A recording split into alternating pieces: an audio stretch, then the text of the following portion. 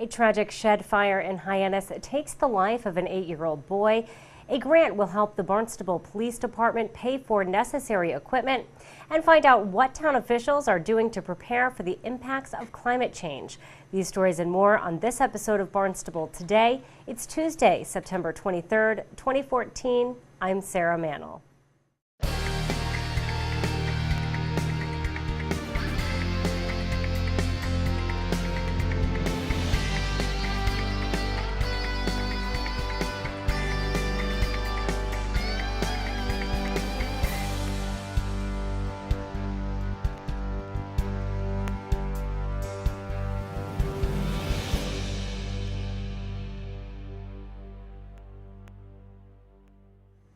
An 8-year-old boy died yesterday in a shed fire in Hyannis. Police Chief Paul McDonald talks about the event. First officer on the scene was directed to the rear of the house where there was a shed. The shed was approximately 10 by 12 and was fully involved. Upon the arrival of the second cruiser, both officers got their fire extinguishers. They tried to get close to the fire as close as they could. To try to extinguish the fire, they were already with a couple of neighbors on site with garden hoses putting water on it. As they were doing that, there was an explosion from within the shed. At that time, everybody was pushed back 10 and 12 feet because of the extensive heat. At that time, the police officer made a decision to move all of the civilians back. Then the fire department arrived and they quickly extinguished the fire, but unfortunately they did recover the body of an 8-year-old child inside the shed. The district attorney's office and state fire marshal are investigating the incident. McDonald says the initial investigation indicates the fire began while 3 juveniles were playing inside the shed. They were playing with a small butane torch that ignited some paper that was obviously near a gas can that had spilled, and that ignited rather quickly. And unfortunately, where it was all situated was situated by the front door of the shed, which prevented one individual from escaping, and there was no other exit in the shed. There were no other doors, no other windows in the shed, and the fire was it started right by the front door, which is why the child could not get out. McDonald says police do not suspect any foul play and that the incident was a very tragic accident. And every small child, every kid, at one point in his life, probably experiments with playing with matches, and this is just so unfortunate. Our sympathy goes to the thoughts go out to the family. We still have not identified the child. We have identified a child, but we're not releasing the name yet until the husband and the father gets notified. And we will keep you updated as this story develops. A $40,000 state grant will help the Barnstable Police Department ramp up efforts to combat heroin-related crime. Chief McDonald says the money will go to good use. The department was getting $40,000. The town of Plymouth is they're in the process of starting up their own street crime unit. They've been working closely with our street crime unit. They looked at the success we've had, and they're duplicating the same efforts.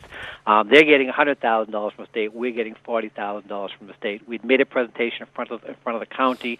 Our representative of Senator Murray was there, liked the concept, liked what we're doing, liked the regional approach. We then made a presentation to them. They submitted it. The first time the governor had vetoed it. However, the state senate was able to override that veto, and we are going to get $40,000. And the reason we're getting what they liked about it is, one, of course, the opioid problem we have here in Cape Cod and across the state, but they like the regional approach, the way we're doing. We're not just doing it, town by town. We are looking at it through the entire Cape, Southeast, and Massachusetts, and we're working closely now with Plymouth. McDonald says the grant will be extremely beneficial to both departments. Another grant will help the Barnstable Police Department replace aging bulletproof vests for a number of officers. McDonald says they have 115 police officers and they are all required to wear bulletproof vests. Each vest has a life expectancy of approximately 5 years. After the 5-year period, the Kevlar, which is the primary ingredient for the vest, starts to deteriorate. So, on every 5-year cycle, we have to buy X number of vests. This particular year, we have 54 officers whose vests are all expiring. The grants will pay for 42 of those vests. The Barnstable Blue Coats have given us the additional $12,000 to buy the other 12 vests. McDonald says the vests cost the department $1,000 apiece. The Barnstable Police Department was also busy this week tracking down a thief. The thief took off with nearly $2,000 in cash after breaking into the Centerville Pie Company last week. We did identify one individual, Joseph Coito, C-O-I-T-O. He did break into the pie company last week. He stole 2 safes out of it. He took the safes and dumped the safes in the adjoining cemetery, where he was assisted by 2 or 3 other individuals. They took the safes, they broke into him, got the money out. He had been arrested, and we are actively looking for the other 3 suspects because there will be warrants also issued for them. So we do expect to make additional arrests on that. McDonald says some of the money taken last week was recovered, but not all. Town leaders are making sure they are ready to deal with any future impacts of climate change. DPW Director Dan Santos says our community will need time to plan for these issues. There's really 2 prongs of this. There's mitigation, try to stop sea rise and these issues, which comes from things like we're doing at the Water Pollution Control Facility with the wind turbines and the solar arrays.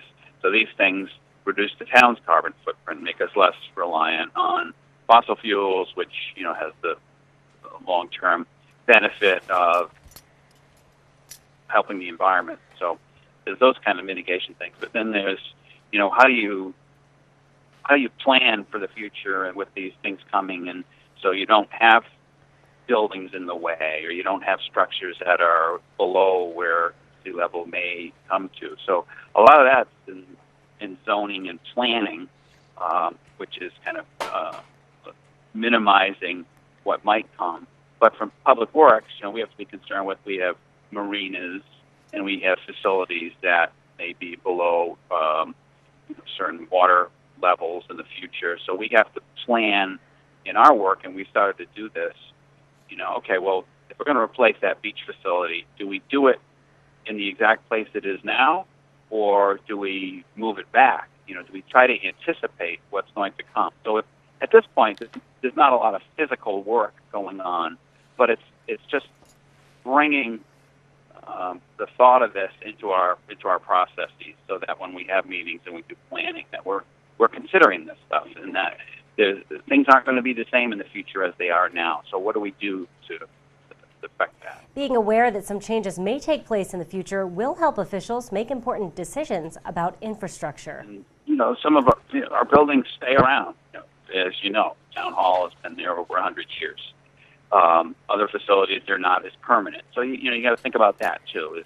Is a 20-year life of a building, is that going to be impacted by climate change? Maybe not. But a 100-year building, that kind of investment like we made a few years ago in the Hyannis Youth Community Center, those are big investments, and you want to make sure that you're thinking about 30, 40, 50 years and what conditions would be like. Santos says we also need to consider lifestyle and population changes when thinking about the impacts of climate change.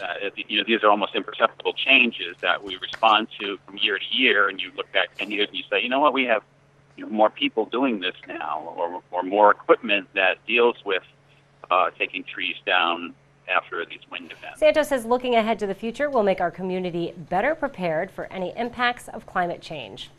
Travel over the Sagamore Bridge may be delayed for the next several weeks. Bridge work has resumed, and from now until Columbus Day weekend, one lane heading on Cape will be closed. Both lanes heading off Cape will remain open to travel. After Columbus Day, travel will be restricted to one lane in each direction. Crews will be working from 8 a.m. to 4:30 p.m. on weekdays. We'll be sure to tune in to our hour-long news program, Barnstable This Morning, weekdays at 7 a.m. On tomorrow's show, we will have our weekly Business Barnstable segment. We'll talk with Finance Director Mark Milne and State Senator Dan Wolf. Plus, we'll have all the news and information you need. For Barnstable Today, I'm Sarah Mannel.